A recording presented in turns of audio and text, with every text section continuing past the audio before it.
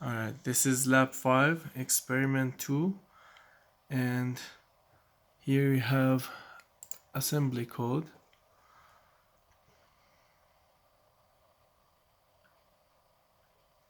And I'm gonna run it.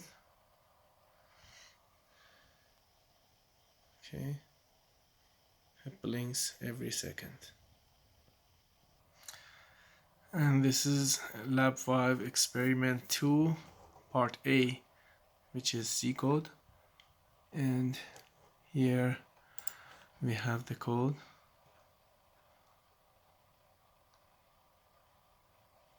So I'm gonna run it. Okay.